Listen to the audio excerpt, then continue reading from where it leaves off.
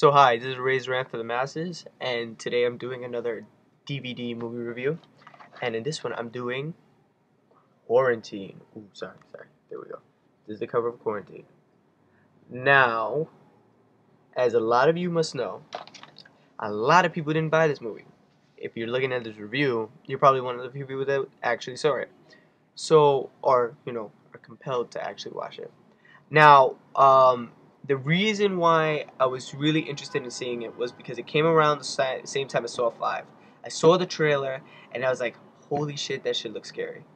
And I wanted to see it, but Saw 5 came out and I'm a big Saw fan. So I said, nope, gotta see Saw 5. I don't have enough money to go see that, so I didn't.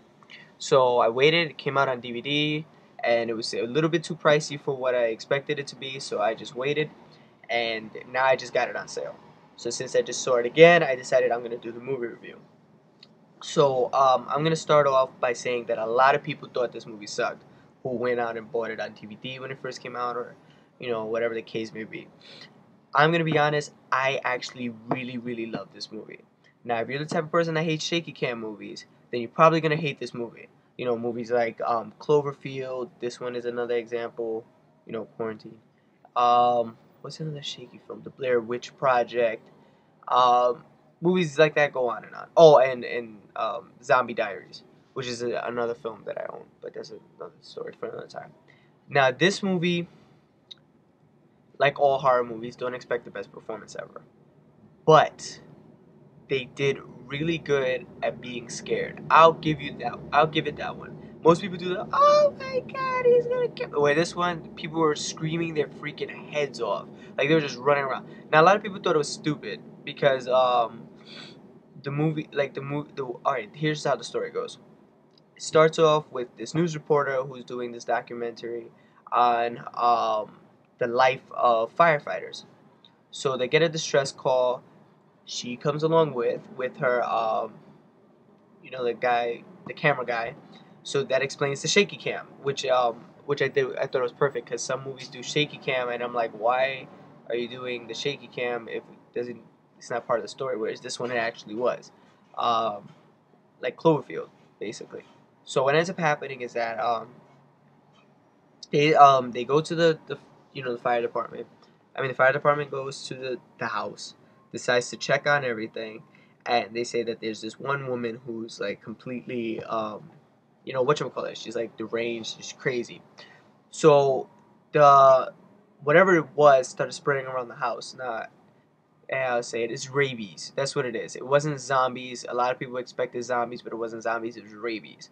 Now you have. I'm sorry I spoiled it. I tried not to spoil films, but um, this one I felt that was a unique touch. It was a unique twist. Whereas most people say, "Well, it's zombies," you know what I mean? Or like they have the 28 days later's rage people.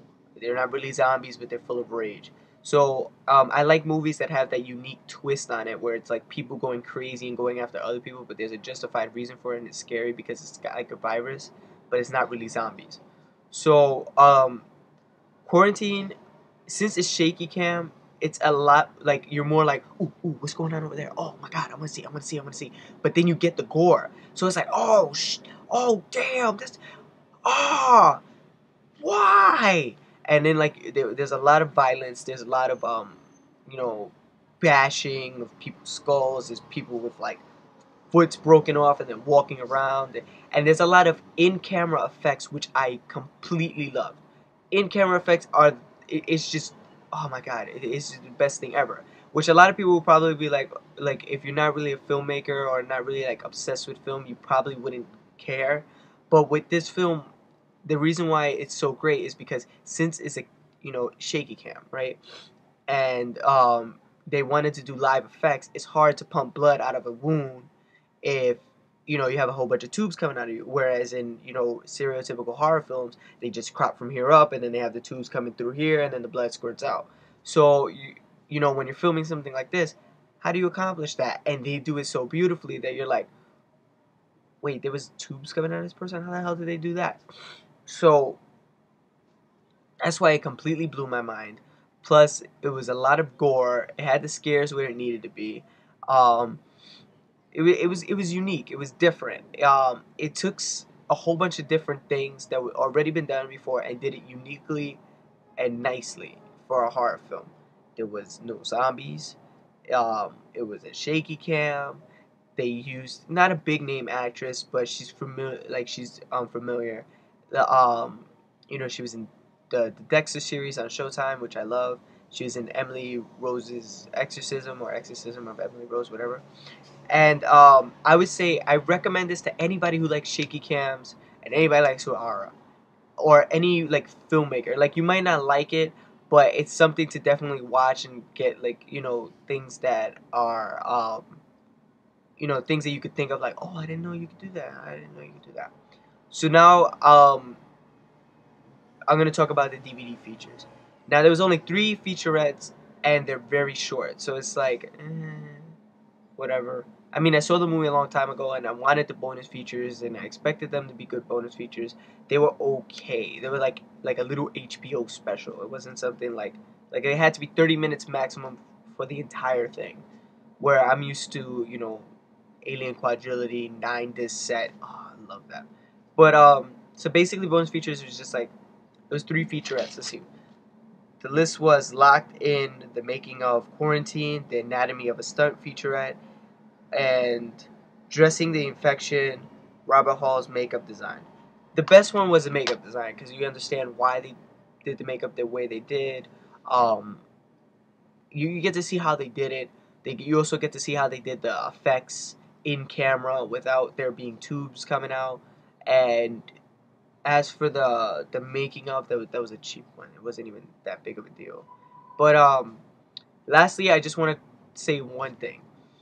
The thing that I hated the most about this film was the ending.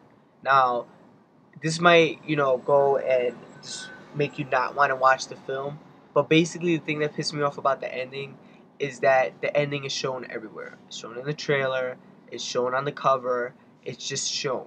And the thing that pissed me off was like I went on this great ride to end here.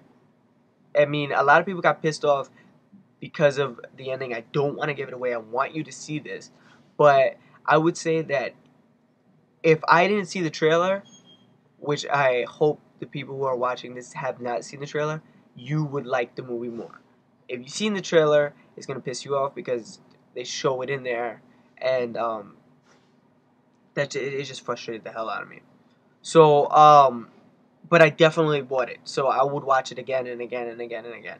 Even though the ending kind of pissed me off, kind of like The Mist. Like when you watch the end, you're like, I don't want to go to that ending again, but the movie is really good.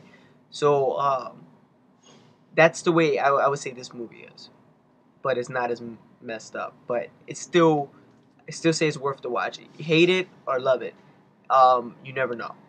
So I recommend this to horror fans. I recommend this to people who like shaky cam movies, even though there's few of you out there, and I definitely recommend this to inspiring filmmakers. Um, so I give the movie, as a horror film, I give it a 7.5.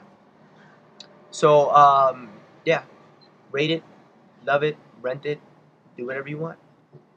This is Ray's Rant for the Masses. I give it a 7.5.